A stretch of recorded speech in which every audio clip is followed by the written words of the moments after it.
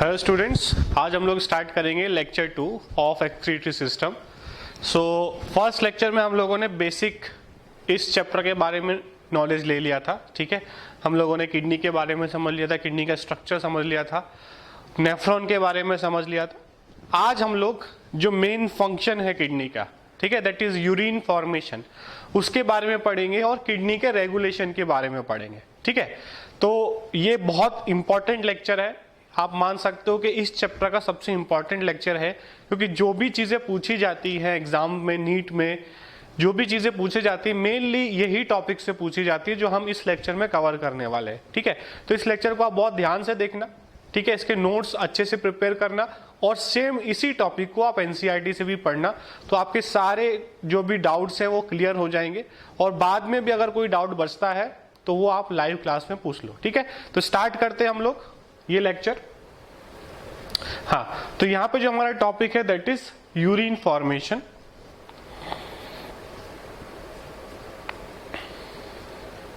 Yes, तो urine formation जो है उसमें 3 स्टेप है। ठीक है, processes of urine formation. First step है हमारा ग्लोमेरुलर फिल्ट्रेशन। ठीक है, ग्लोमेरुलर फिल्ट्रेशन में क्या होगा, हमारा जो किडनी है उसके अंदर बहुत सारे नेफ्रॉन्स प्रेजेंट है।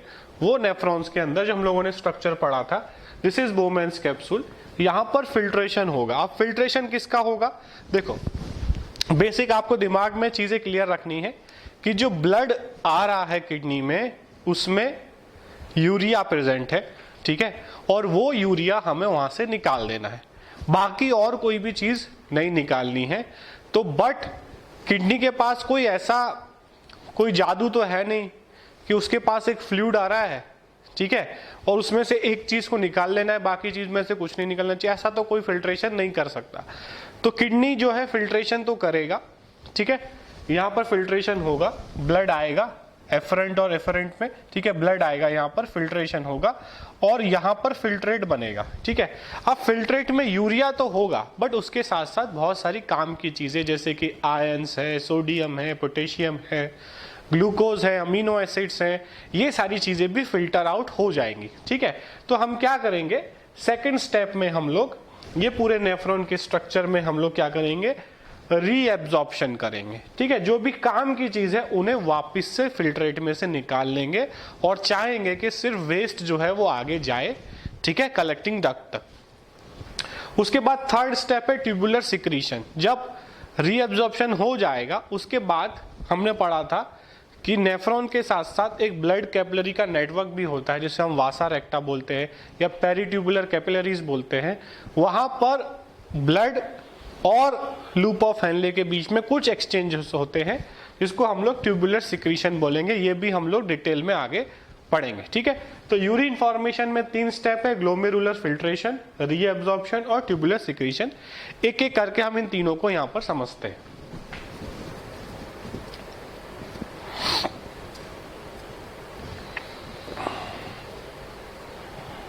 हाँ, अब देखो यहां पर क्या हो रहा है, यहां से जो है ब्लड आएगा। ठीक है, मान लो यहां से जो है ब्लड आ रहा है। ठीक है, और ये जो है ग्लोमेरुलर कैप्सूल जो है यहां पर, ये यहां पर फिल्ट्रेशन होने वाला है और ब्लड यहां से वापस चला जाएगा। अब glomerular capillary blood pressure causes filtration of blood through 3 layers. अब जो फिल्ट्रेशन होने वाला है वो 3 लेयर के थ्रू होने वाला है। यहाँ पे 3 लेयर प्रेजेंट है। कौन कौन सी लेयर प्रेजेंट है ये आपको नाम यहाँ पर याद रखना है। फर्स्ट है यहाँ पर एपिथेलियम, सेकंड ये जो ब्लू वाला दिख रहा है दिस इज बेसमेंट मेम्ब्रेन, और थर्ड जो दिख रहा है ये दिस इज आवर एंडोथेलियम। ठीक है, तो जो फिल्ट्रेशन होने वाला है वो 3 लेयर्स के थ्रू होने वाला, मतलब जो फिल्ट्रेशन जो जाली है वो 3 लेयर की बनी हुई है। ठीक है, तो ब्लड आएगा और यहाँ से फिल्टर आउट होगा। ठीक है, एंडोथेलियम किसका है, ग्लोमेरुलर ब्लड वेसल्स का एंडोथेलियम है, एपिथेलियम ऑफ बोमेन्स कैप्सूल और basement membrane between these 2 layers. ठीक है, तो बेसमेंट मेम्ब्रेन बीच में प्रेजेंट होगा इन दोनों लेयर के। ठीक है, एंडोथेलियम और एपिथेलियम के बीच में बेसमेंट मेम्ब्रेन, ये 3 लेयर के बीच में से फिल्ट्रेशन होगा। ठीक है, तो ये बेसिक हो गया। यहाँ से जो क्वेश्चन आता है मेनली लेयर्स का आता है कि कौन सी लेयर प्रेजेंट होती है, कितनी लेयर प्रेजेंट होती है, कौन ऊपर कौन नीचे, ये हमको क्वेश्चन आ सकता है। ठीक है। उसके बाद एपिथेलियल सेल्स, जो एपिथेलियल लेयर है उसमें एपिथेलियल सेल्स जिनको हम पोडोसाइट्स बोलते हैं, हम लोगों ने ऑलरेडी पहले भी पढ़ा था, of the Bowman's capsule are arranged in intricate manner leaving some minor spaces called filtration slits. ठीक है, तो होता क्या है यहाँ पर, मेनली आप समझो कि आप कोई आपके पास जाली है, ठीक है, या फिर इसको छलनी बोलते हैं, ठीक है, जैसे चाय, आप चाय बनाते हो उसके बाद चाय छानते हो, ठीक है, तो क्या होता है, वो जो छलनी है उसमें जो भी मटेरियल प्रेजेंट है, मान लो ट्रिपल लेयर छलनी है कि बहुत अच्छे से छनता है, कोई भी चाय का जो है वो पार्टिकल या चीनी का पार्टिकल जो है वो आपके कप में नहीं जाता है, पूरी तरीके से छनता है, तो 3 लेयर का छलनी है। बट उसमें से लिक्विड तो जा रहा है ना, पास ऑन तो हो रहा है, लिक्विड में जो चीज़ें मिक्स हैं वो भी तो जा रही है, शुगर जो मिक्स हो गई है, चाय पत्ती जो मिक्स हो गई है उसमें डाइल्यूट जो डिजॉल्व हो गई वो तो जा रहा है ना। तो वो छलनी क्या करता है, मेनली जो है वो छोटे छोटे, छलनी में क्या होता है, छोटे छोटे स्पेसेस होते हैं जहाँ से वो लिक्विड जो चाय है हमारी वो नीचे जा रही है, और चाय पत्ती जो भी उसमें हम लोगों ने अदरक आदू डाला है, इलायची डाली है, वो सब छलनी में रुक जाएगा, और मेन जो चाय हमको चाहिए वो नीचे चली जाएगी। इसी तरीके से यहाँ पर जो ब्लड आ रहा है उसमें जो बड़े पार्टिकल्स है, WBC, RBC, platelets, proteins, plasma में जो प्रोटीन्स प्रेजेंट है वो इस छलनी में से पार नहीं हो पाएंगी। तो क्या निकल पाएगा इसमें से, जो सिर्फ प्लाज्मा है, ठीक है, जो सिर्फ लिक्विड पार्ट है, जो सॉलिड पार्ट्स हैं वो तो नहीं इसमें से पास आउट होंगे, तो प्लाज्मा जो है वो यहाँ पर फिल्टर होके अंदर की तरफ जाएगा, बाकी सारी चीजें यहाँ पे छल, जैसे चाय पत्ती और सब जो चीजें हैं वो छलनी में रुक जाती हैं, वैसे इस तरीके से ये सारी चीजें यहाँ पर रुक जाएंगी, ये आगे पास ऑन नहीं होंगी। ठीक है, तो ये जो फिल्ट्रेशन स्लिट्स हैं ये छोटे छोटे माइन्यूट पोर्स हैं जिनके थ्रू प्लाज्मा जो है, ब्लड में से प्लाज्मा जो है फिल्टर आउट होगा, उसी प्लाज्मा में यूरिया भी प्रेजेंट होगा और कुछ काम की चीजें भी प्रेजेंट होंगी, काम की चीजें हमें वापस से रीएब्जॉर्ब कर लेनी। ठीक है, तो हमको याद रखना है कि पोडोसाइट्स इस तरीके से अरेंज होते हैं जिससे छोटे छोटे बीच में ये स्पेसेस छोड़ देते हैं, इन स्पेसेस को हम लोग फिल्ट्रेशन स्लिट्स बोलते हैं। ठीक है, तो ये सेल्स है, ये जो येलो कलर के आप देख रहे हो दीज आर पोडोसाइट्स, ये उनका स्ट्रक्चर है, बीच बीच में जो गैप इन लोगों ने छोड़ रहे हैं दिस इज फिल्ट्रेशन स्लिट, जहां से चीजें पास ऑन होंगी। ठीक है, उसके बाद almost all constituent of blood plasma except the proteins pass on to the lumens of Bowman's capsule. ठीक है, तो जो भी ब्लड में आ रहा है, जो भी ब्लड में आ रहा है उसमें से सारी चीजें जो है यहाँ पर पास ऑन होंगी प्लाज्मा की, एक्सेप्ट द प्रोटीन्स। ठीक है, प्रोटीन जो कि साइज में बड़ी होती है वो फिल्ट्रेशन स्लिट्स में से नहीं जा पाएंगी, तो प्लाज्मा की बाकी सारी चीजें जो भी प्रेजेंट है, प्लाज्मा में ग्लूकोज होगा, अमीनो एसिड्स होंगे, सारे आयंस होंगे, ठीक है, वो सारी चीजें जो है वो पास ऑन हो जाएंगी। About 1100 to 1200 ml of blood is filtered by kidney per minute। ठीक है, इतना ब्लड किडनी हर मिनट फिल्टर करता है। It constitutes 1/5 of the blood pumped out by each ventricle of the heart in a minute। ठीक है, तो जितना each ventricle heart का 1 मिनट में पंप करता है उसका 1/5 किडनी फिल्टर भी कर देता है 1 ही मिनट में। ठीक है, the amount of glomerular filtrate form per minute is called as glomerular filtration rate. ठीक है, हर मिनट में कितना फिल्टर हुआ, यहाँ पे फिल्टर होने के बाद कितना इधर निकला, फिल्ट्रेट कितना बना, उसे हम बोलते हैं GFR, ग्लोमेरुलर फिल्ट्रेशन रेट। तो नॉर्मल GFR कितना है, 125 ml पर minute, that is 180 litres per day. मतलब ब्लड फिल्टर होकर 1 मिनट में 125 ml फिल्ट्रेट बनता है।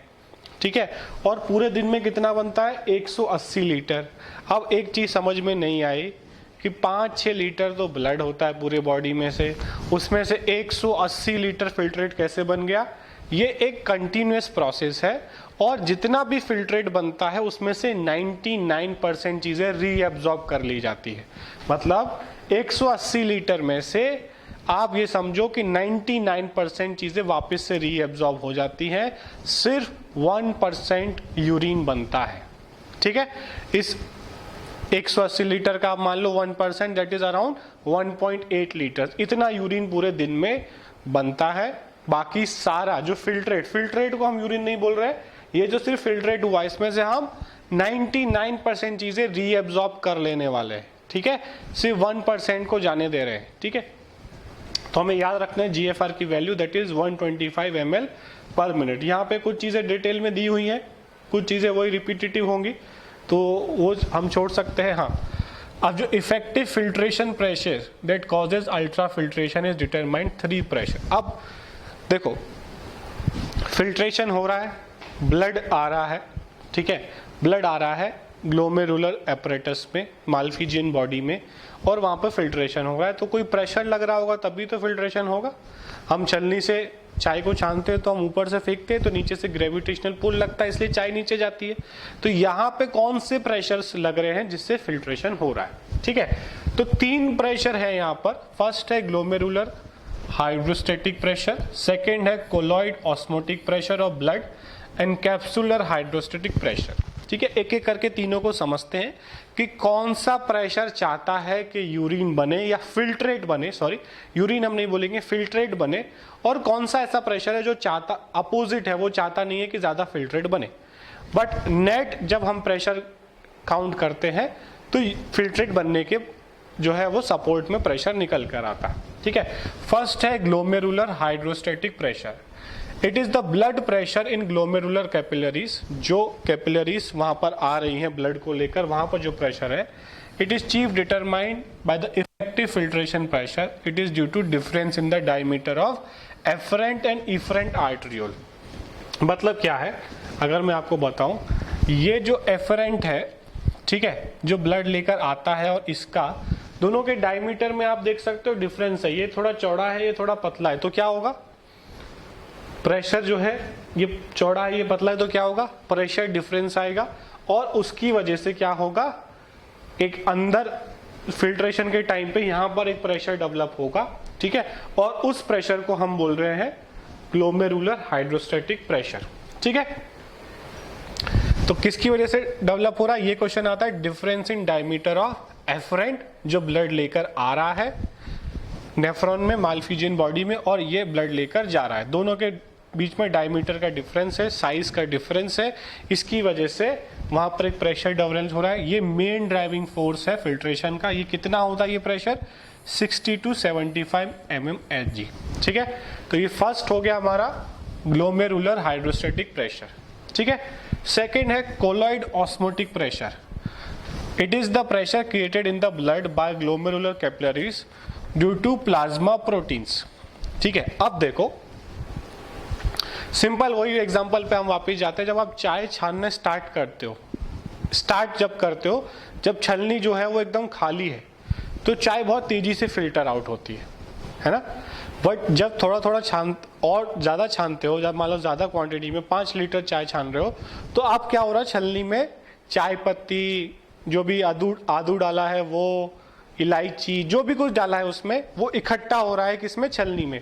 अब क्या होता है, जब आप चाय डालते हो तो थोड़ा धीरे धीरे आपको डालना पड़ता है, क्योंकि वो छलनी में से आप उतनी फास्टली पास ऑन नहीं हो रहा है। मतलब जो चाय पत्ती है जो छलनी में इकट्ठा हो गई है, इट इज अपोजिंग, वो रेजिस्ट कर रहा है चाय को छन्ने से, ठीक है। वो नहीं चाहता कि उसमें से जाए, क्योंकि वो ब्लॉक कर रहा है। उसी तरीके से जो प्रोटीन्स हैं वो तो फिल्ट्रेशन स्लिट से पास नहीं हो पाती, तो वो फिल्ट्रेशन स्लिट के ऊपर अटक जाती है।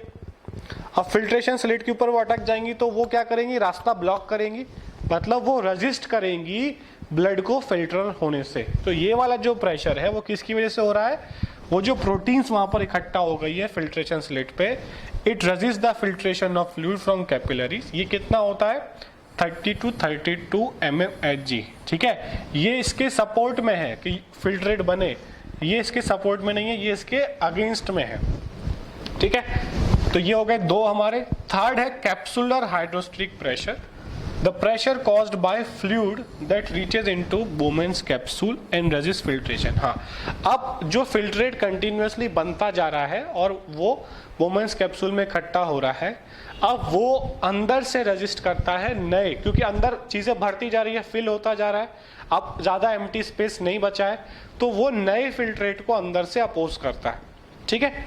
उसको हम बोलते हैं capsular hydrostatic pressure, means already formed filtrate is opposing new filtrate to enter inside the Bowman's capsule, ठीक है। तो ये भी अगेंस्ट हुआ फिल्ट्रेट बनने के, ये कितना है 10 to 18 mmHg, ठीक है।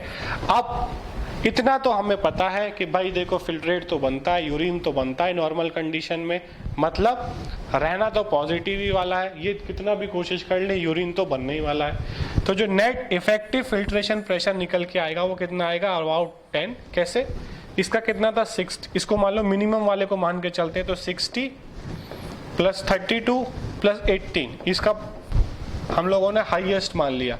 उसके बाद भी कितना निकल के आएगा, अराउंड 10, और अगर हम थोड़ा भी दोनों वैल्यूज के हिसाब से देखें तो 10 to 25 mmHg EFP, effective filtration pressure, मतलब ये उसके सपोर्ट में है, ये दोनों उसके अगेंस्ट में है, इन दोनों को यहाँ से माइनस करेंगे तो अराउंड 10 to 25 mmHg प्रेशर जो है वो लग रहा है नेट, जो जिससे फिल्ट्रेशन हो रहा है ब्लड का in the kidney, in the nephron, ठीक है। तो ये क्वेश्चन आता है कि भाई इसका कितना वैल्यू है, इसका कितना वैल्यू है, कौन सपोर्ट में है, कौन अगेंस्ट में है, ठीक है। ये अगेंस्ट मतलब वो ऐसा नहीं है कि भाई बॉडी के अंदर है तो अगेंस्ट क्यों कर रहा है काम, बॉडी के सपोर्ट में नहीं, वो एक फिजियोलॉजिकल प्रोसेस है कि भाई अब जो है प्रोटीन्स वहाँ इकट्ठी हो रही है तो वो चीज़ उसको अपोज कर रही है, ठीक है। उसी तरीके से जब अंदर वोमेंस कैप्सूल में फिल्ट्रेट बढ़ता जा रहा है तो वो नए फिल्ट्रेट को अंदर आने से रजिस्ट करेगा, ठीक है। तो ये हमको याद रखना है, ठीक है। EFP = GHP, ठीक है, glomerular hydrostatic pressure minus COP + CHP, तो ये हमारा वैल्यू निकल के आएगा, ये हमको यहाँ पर याद कर लेना है, ठीक है। हाँ, तो ये होगा हमारा फिल्ट्रेशन, ठीक है। ग्लोमेरुलर फिल्ट्रेशन कंप्लीट हो गया वोमेंस कैप्सूल में। अब आती है बात रीएब्जॉर्प्शन की, ठीक है। मैंने आपको बताया था अभी 180 litres of glomerular filtrate is produced daily, ठीक है, but 99% of this is reabsorbed bye renal tubules, so normal volume of urine release is around 1.5 litre. इसमें से 180 लीटर्स कंटिन्यूसली बार बार जो बन रहा है उसको कंबाइंडली हम बोल रहे हैं कि 180 लीटर्स बनता है, ठीक है। उसमें से हम कंटिन्यूसली रीअब्जॉर्ब करते कितना, 99% हम रीअब्जॉर्ब कर लेते हैं, ठीक है। तो अराउंड 1.5 लीटर यूरिन एक दिन में एक पर्सन बनाता है। From the filtrate glucose, amino acid, sodium etcetera reabsorb actively and nitrogen waste are absorb passively, ठीक है। तो चीजों को हम लोग रीअब्जॉर्ब करेंगे। Passive reabsorption of water occurs in the initial segment of nephron. अब यहाँ पे हमें क्या याद रखना है, देखो यहाँ पर देखो, यहाँ पर फिल्ट्रेशन हुआ, यहाँ पर फिल्ट्रेशन हुआ, अब फिल्ट्रेट जो है वो यहाँ से आगे बढ़ेगा, ये ऐसे ऐसे करते हुए फिल्ट्रेट जो जाएगा, ठीक है, और ये फाइनली ऐसे घूमते हुए पहुंचेगा यहाँ। अब जब फिल्ट्रेट इसमें पास ऑन होगा तो हम देख रहे हैं कि ये जो रीजन है इसको हम बोलते हैं PCT, ठीक है, इसको हम बोलते हैं लूप ऑफ हेनले और इसको हम बोलते हैं DCT। तो यहाँ पर क्या क्या रीअब्जॉर्ब हो रहा है, ठीक है, आप देख रहे हो NaCl, न्यूट्रिएंट्स, ठीक है, वाटर और कुछ चीज़ें जैसे H+ जो है वो वापस इसके अंदर भी जा रही है। उसके बाद डिसेंडिंग लूप ऑफ हेनले, वो वाला लूप जो नीचे जा रहा है, इसमें से हम देख रहे हैं वाटर का रीअब्जॉर्प्शन हो रहा है। फिर यहाँ पर NaCl का रीअब्जॉर्प्शन हो रहा है, ठीक है, यहाँ पे भी। उसके बाद यहाँ पे K+ और H+ अंदर जा रहे हैं, ठीक है, और NaCl HCO3 वाटर जो है वो बाहर रीअब्जॉर्ब हो रहा है। उसके बाद यहाँ से NaCl वापस बाहर निकल रहा है, ठीक है, और यहाँ पर थोड़ा बहुत यूरिया और वाटर का भी रीअब्जॉर्प्शन हो रहा है और बाकी चीज़ें यहाँ चले जाएंगी, ठीक है। अब यूरिया का क्यों रीअब्जॉर्प्शन कर रहे हैं हम लोग, यूरिया तो हमें बाहर निकालना है, थोड़ा सा ऑस्मोटिक प्रेशर बना रहे बिटवीन नेफ्रॉन, वासा रेक्टा और जो किडनी के टिश्यूज है, ठीक है, मेडुला, कॉर्टेक्स, जो टिश्यू है यहाँ पर भी एक डिफरेंस बना रहे, तभी तो रीअब्जॉर्प्शन होगा। जब एक जगह ज़्यादा है एक तरफ कम है ना, तभी तो डिफ्यूजन होगा, तभी तो एब्जॉर्प्शन होगा, रीअब्जॉर्प्शन होगा। तो थोड़ा सा डिफरेंस बना रहे उसके लिए हम थोड़ा बहुत यूरिया जो है वो रखते हैं नेफ्रॉन्स में, बाकी का जो है 99% हम लोग एक्सक्रीट आउट करते रहते हैं, बट थोड़ा सा हम लोग रीएब्जॉर्ब कर लेते हैं to maintain the osmotic balance of kidney, जिससे वो प्रॉपर काम करता रहे। ठीक है, अब हम लोग आगे चलते हैं। तो ये हमको याद रखना है कि अराउंड 99% फिल्ट्रेट जो है हम लोग रीएब्जॉर्ब कर लेते हैं। ठीक है, जैसे आप देख रहे हो यहाँ पर से फिल्ट्रेट बन रहा है। ठीक है, ये आगे पास ऑन हो रहा है, जो भी चीज़ें रीएब्जॉर्ब हो रही हैं जैसे सोडियम, अमीनो एसिड्स, ग्लूकोज, ये जो है यहाँ पर सेलेक्टिव रीएब्जॉर्प्शन इनका हो रहा है। ठीक है, और जो काम की चीज़ नहीं है वो आगे बढ़ती जा रही है।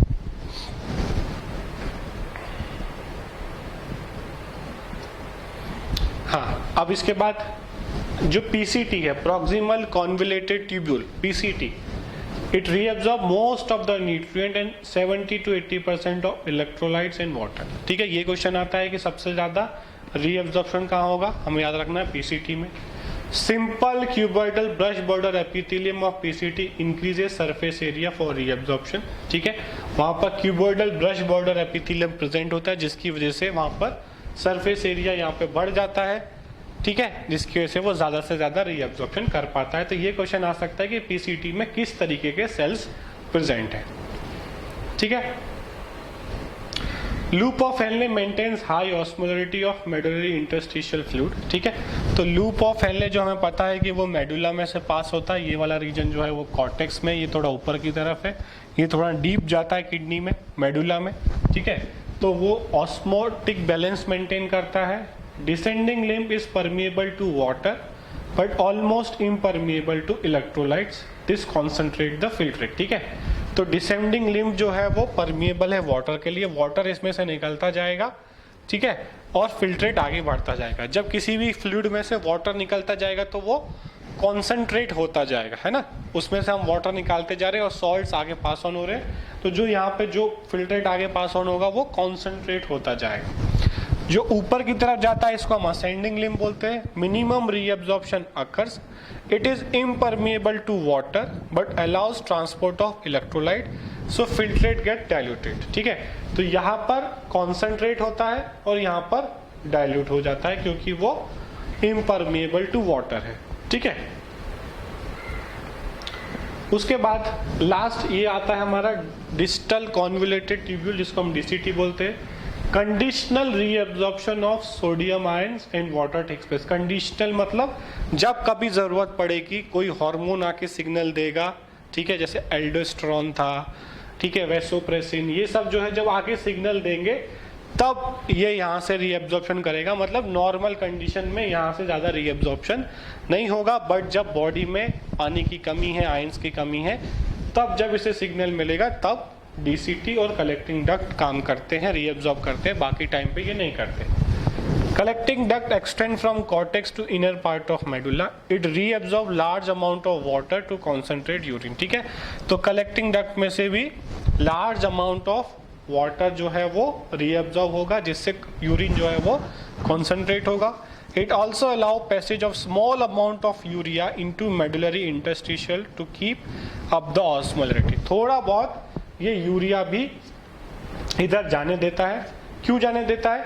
अगर यूरिया इधर के टिश्यू में जाएगा तो इधर जो इसके आसपास के टिश्यू है वहाँ पर सॉलिड कॉन्सेंट्रेशन इंक्रीज होगा। सॉलिड कॉन्सेंट्रेशन जब आसपास इंक्रीज होगा तभी तो वाटर इसमें से इसमें जाएगा। अगर आसपास का सॉलिड कॉन्सेंट्रेशन कम होगा तो क्या वाटर का भी इसमें से इधर जाएगा? नहीं जाएगा। तो वाटर को यहाँ से यहाँ भगाने के लिए हम थोड़ा यूरिया आसपास के इंटरस्टिशियल टिश्यू में रखते हैं, जिससे ज़्यादा से ज़्यादा वाटर हम रीअब्सॉर्ब कर सके। वाटर हमारे लिए बहुत इंपॉर्टेंट है, इसलिए हम थोड़ा बहुत यूरिया इधर साइड में रखते हैं, जिससे वाटर जो है वो ज़्यादा से ज़्यादा कलेक्टिंग डक्ट में से रीअब्सॉर्ब हो जाए और एक कॉन्सेंट्रेटेड यूरिन आगे जाके पास ऑन हो। ठीक है। थर्ड है ट्यूबुलर सिक्रीशन। ठीक है, इसमें क्या है कि ये हम लोगों ने देखा कि ये एफरेंट आर्टरियोल आया, यहाँ पर फिल्ट्रेट हुआ।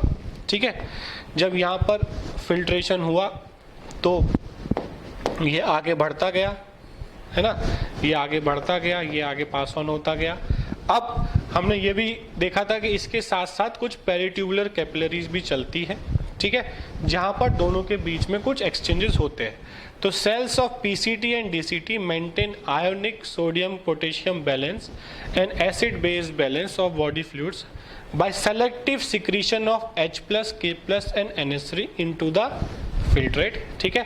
तो ये क्या करते हैं, H+, K+ और NH3 का जो है सिक्रीशन करते हैं into the filtrate and absorption of HCO3 from it, और वहां से HCO3 को एब्जॉर्ब कर लेते हैं, ठीक है।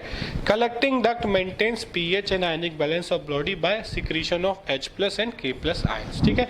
तो ये हमें याद रखना है कि आयनिक बैलेंस बनाने के लिए, एसिड बेस बैलेंस बनाने के लिए कुछ चीजों को यहाँ से यहाँ पर सिक्रीट किया जाता है, जो हम लोगों ने आगे के डायग्राम में भी देखा था। फिर से मैं वो डायग्राम दिखा देता हूँ आपको।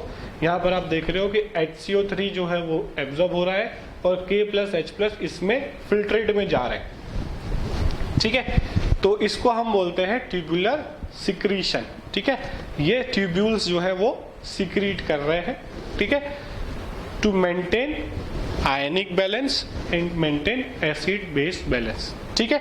तो ये बहुत जरूरी है। ऐसा नहीं है कि हम सब कुछ फिल्ट्रेट में से निकाल लें, कुछ चीजें हमें डालनी पड़ेंगी जिससे ये बैलेंस बना रहे और किडनी प्रॉपर काम करती रहे, ठीक है। उसके बाद केमिकल कंपोजिशन ऑफ यूरिन, ठीक है।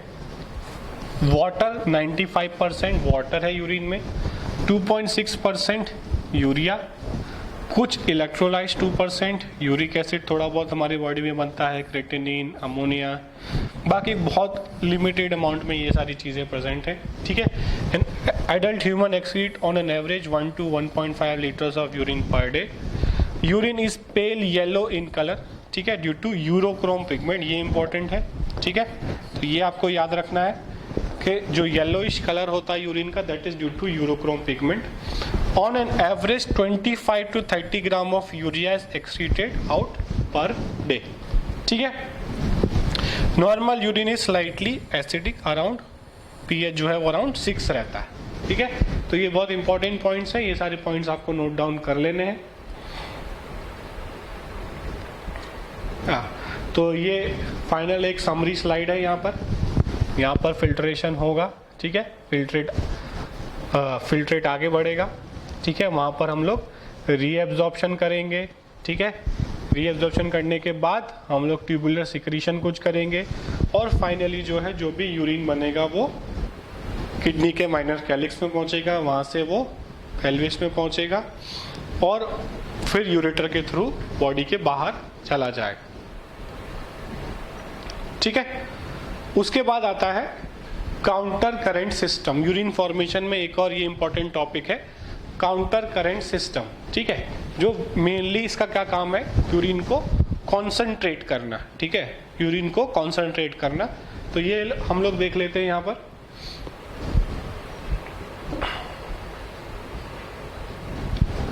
The flow of filtrate in the two limbs of Henle loops and the flow of blood through the two limbs of vasa recta are in opposite direction। मतलब ये आप देख रहे हो, ये जो लूप ऑफ हेनले है और ये वासा रेक्टा है। अगर यहां से फ्लो जो है, इसका अगर हम फ्लो देखें तो इसका फ्लो इस तरफ है, तो इसका फ्लो इस तरफ है, ठीक है। और यहाँ पर अगर मान लो इसका फ्लो जो है ऊपर की तरफ है तो इसका फ्लो नीचे की तरफ है। वो एनिमेशन में आप देख भी रहे हो, इसका फ्लो नीचे की तरफ है तो इसका फ्लो ऊपर की तरफ है, ठीक है। तो इसको हम बोलते हैं, अपोजिट डायरेक्शन में चल रहा है, इसको हम बोलते हैं काउंटर करंट मैकेनिज्म या काउंटर करंट पैटर्न, ठीक है। तो ये हमारा नेफ्रॉन है और ये हमारा वासा रेक्टा है। हम दोनों ने अलग अलग कर लिया है, बट ये यहाँ पर इसके साथ में प्रेजेंट है यहाँ पर, ठीक है। ये वासा रेक्टा है ब्लड वाला, ठीक है, और ये नेफ्रॉन है। तो इन दोनों के बीच में कुछ एक्सचेंजेस होते हैं to concentrate the urine. Henle's loop and vasa recta help to concentrate the urine, ठीक है। यहाँ पर हम देख रहे हैं जो ब्लू साइन हमको देखने को मिलेगा वो पैसिव ट्रांसपोर्ट हो रहा है, ठीक है। और जो रेड साइन का एरो में देखने को मिल रहा है दैट इज एक्टिव ट्रांसपोर्ट। तो आप देख सकते हो यहाँ पर आप देखोगे डिसेंडिंग लिम्ब में H2O का पैसिव ट्रांसपोर्ट हो रहा है। अब यहाँ पर इसके साथ में कौन सा प्रेजेंट होगा, ये यहाँ पर हम क्या देख रहे हैं, इसमें से H2O निकल रहा है, ठीक है, NaCl अंदर जा रहा है। यहाँ पर हम देख रहे हैं कि NaCl बाहर निकल रहा है, ठीक है, और यहाँ से बाहर निकल रहा है, ठीक है। तो ये दोनों जो है जब काउंटर करंट दोनों साथ में चलेगा तो इससे क्या होगा, यूरिन जो है वो कॉन्सेंट्रेट बनेगा, ठीक है। यहाँ से जो चीजें निकल रही हैं वो इसमें जाएंगी और यहाँ से जो चीजें निकल रही हैं वो इसमें जाएंगी, ठीक है। और दोनों का जो फ्लो का डायरेक्शन है वो अपोजिट में है, इसलिए इसको हम लोग काउंटर करंट बोलते हैं। ये पूरा डायग्राम है ऑस्मोलरिटी के साथ, ठीक है, कि इस रीजन में 300 मिली ऑस्मोल ऑस्मोलरिटी है, यहाँ पे 600, मतलब जब हम नीचे जा रहे हैं किडनी के सरफेस से अंदर की तरफ जा रहे हैं, कॉर्टेक्स से मेडुला की तरफ जा रहे हैं, तो ऑस्मोलरिटी जो है वो बढ़ती जा रही है। मतलब यहाँ पर ऑस्मोलरिटी ज़्यादा है as compared to this region, ठीक है। ये जो है वो वासा रेक्टा है और ये नेफ्रॉन है और ये दोनों साथ साथ यहाँ पर प्रेजेंट होंगे, ठीक है। तो एक जगह से कुछ चीज़ें एक्सक्रीट आउट हो रही है तो दूसरी जगह वो रीएब्जॉर्ब हो जा रही है। जैसे यहाँ पर नेफ्रॉन जो है वो NaCl को निकाल रहा है तो यहाँ पर NaCl ब्लड में जा रहा है, ठीक है। तो due to the counter current and proximity between Henle loops and vasa recta, osmolarity increases from cortex to the inner medullary region, ठीक है। This gradient is caused by NaCl and urea, ठीक है। क्यों डिफरेंस बन रहा है, NaCl और urea की वजह से ये ऑस्मोलरिटी नीचे की तरफ बढ़ रही है, ठीक है, क्योंकि यहाँ पर कोई भी NaCl और यूरिया ज़्यादा सिक्रीट आउट नहीं हो रहा है, बट यहाँ पर ज़्यादा हो रहा है, ठीक है। तो मेनली क्वेश्चन क्या आता है कि which mechanism is use to concentrate the urine in kidney, तो हमें आंसर टिक करना है counter current mechanism. Counter current mechanism में अगर पूछा जाए कि क्या होता है, कि it is between the loop of Henle and vasa recta, the flow of direction of blood it is opposite in loop of Henle and vasa recta. अगर हम यहाँ पे देखें डिसेंडिंग लिम्ब में अगर फिल्ट्रेट नीचे की तरफ जा रहा है तो उसके पास में जो वासा रेक्टा है उसमें वो ऊपर की तरफ है, और यहाँ पर असेंडिंग लिम्ब में ब्लड फिल्ट्रेट ऊपर की तरफ जा रहा है तो उसके पास जो वासा रेक्टा है वहाँ पर ब्लड जो है वो नीचे की तरफ जा रहा है, ठीक है।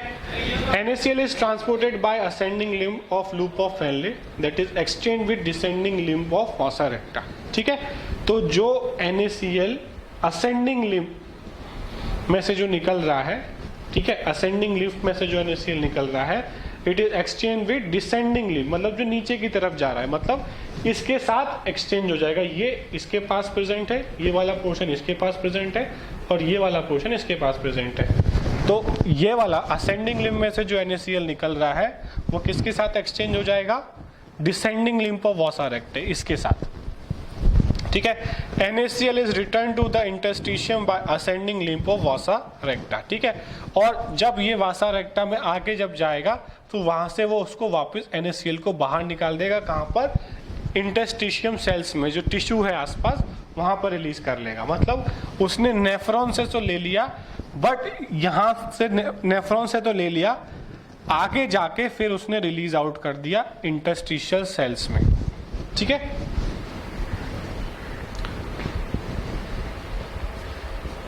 Similarly, small amount of urea entered the thin segment of ascending limb of Henle, ठीक है।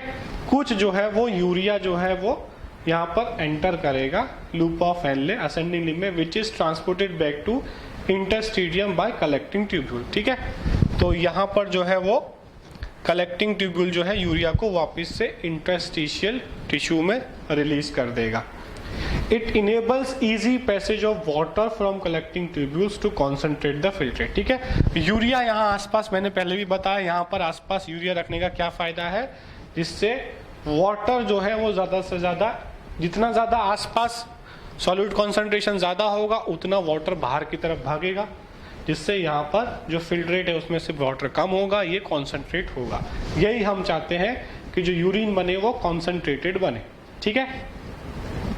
Thus, DCT and collecting duct produce urine 4 times concentrated than the initial filtrate form. ठीक है, तो जो यहाँ पर इनिशियल फिल्ट्रेट बना था उसको DCT और कलेक्टिंग डक्ट 4 टाइम कॉन्सेंट्रेट कर देते हैं. ये क्वेश्चन भी बहुत बार पूछा जाता है. 4 time concentrated than the initial filtrate form, that is 300 milliosmole to 1200 milliosmole. ठीक है, ये इसका जो है ऑस्मोलिटी बढ़ गई, मतलब वो ज़्यादा कॉन्सेंट्रेट हो गया, उसमें सॉल्यूट बढ़ गया और पानी कम हो गया. ठीक है, तो किसका रोल है यहाँ पर? DCT का और कलेक्टिंग डक्ट का, जो यूरिन को कॉन्सेंट्रेट कर रहा है. उसके बाद मिक्चुरेशन. मिक्चुरेशन मतलब it is the release of urine. इसमें क्या क्या प्रोसेस इन्वॉल्व है? Gradual filling of urinary bladder. अब धीरे धीरे जो है किडनी में जो है फिल्ट्रेट बन रहा है, वो फिल्ट्रेट कलेक्टिंग डक्ट से किडनी में इकट्ठा हो रहा है पेल्विक रीजन में. ठीक है, और वो यूरेटर के थ्रू यूरिनरी ब्लैडर में आ रहा है. वो धीरे धीरे यूरिनरी ब्लैडर भर रहा है. अब जैसे जैसे यूरिनरी ब्लैडर बढ़ने लगेगा वहाँ पे स्ट्रेचिंग होगा यूरिनरी ब्लैडर का. ठीक है, तो जो स्ट्रेच रिसेप्टर्स हैं यूरिनरी ब्लैडर में वो एक्टिवेट हो जाएंगे. Its wall send impulse to CNS, central nervous system को वो सिग्नल भेजेंगे कि यूरिनरी ब्लैडर में जो है यूरिन भरने लगा है. कब सिग्नल भेजेंगे? जब वो आधा भर जाएगा. ठीक है, हाफ फिल जब हो जाएगा यूरिनरी ब्लैडर तभी वो सिग्नल दे देंगे. तो हमें अर्ज ऑफ मिक्चुरेशन, अर्ज ऑफ यूरिनेशन हमको आने लगेगा. ठीक है, हमको एक सिग्नल ब्रेन से आने लगेगा कि हमें यूरिन के लिए जाना है. ठीक है, CNS passes on motor messages, contraction of smooth muscles of the bladder and simultaneous relaxation of urethral sphincter. ठीक है, स्मूथ मसल जो है वो ब्लैडर की वो कॉन्ट्रैक्ट करेंगी, यूरेथ्रा की जो मसल्स है वो रिलैक्स करेंगी, जिससे यूरिन जो है वो बॉडी के बाहर चला जाएगा. ठीक है, तो this is the basic step of micturition. Micturition मतलब होता है रिलीज ऑफ यूरिन. ठीक है, the neural mechanism causing micturition is called as micturition reflex. ठीक है, an adult human excrete around 1 to 5 liters of urine, 25 to 30 gram of urea. ठीक है, ये हम ऑलरेडी देख चुके हैं ये सारी चीजें. Various condition affect the characteristic of urine. ठीक है, अब बहुत सारे टेस्ट भी हम लोग यूरिन टेस्ट कराते हैं. क्यों कराते हैं? Urine analysis helps in clinical diagnosis of many metabolic disorders and mall functioning of the kidney. ठीक है, जैसे कि glycosuria, presence of glucose and ketonuria, ketone bodies in urine indicates diabetes mellitus. ठीक है, तो अगर यूरिन में ज़्यादा ग्लूकोज मिल रहा है या कीटोन बॉडीज मिल रहा है तो वो इंडिकेट करता है कि हमको डायबिटीज, उस पर्सन को डायबिटीज मेलाइटस है. ठीक है, उसके बाद कुछ और ऑर्गन्स भी एक्सक्रीशन में हेल्प करते हैं. जैसे हम लोग ऑलरेडी पढ़ चुके हैं कि लंग्स जो है वो CO2 के एक्सक्रीशन में हेल्प करते हैं. लीवर जो है वो बाइल सिक्रीट करता है. ठीक है, जो कि डाइजेस्टिव वेस्ट को ले जाते हैं. ये ज़्यादा इम्पोर्टेंट नहीं है. स्किन जो है वो स्वेट सिक्रीट करता है. Water, NaCl, urea, lactic acid sweat में प्रेजेंट होता है. Primary function of sweat is to give a cooling effect. ठीक है, स्वेटिंग जब हमको गर्मी लगती है तो स्वेटिंग होता है कि हमारी बॉडी ठंडी रहे. Sebaceous gland eliminate sterols, hydrocarbon and waxes through sebum. ठीक है, जो ऑयली चीज़ें हमारी बॉडी पे स्पेस पे आ जाते हैं that is called a sebum. जो सेबेशियस ग्लैंड डिलीट करते हैं वहाँ पर स्टीरॉल्स, हाइड्रोकार्बन्स होते हैं.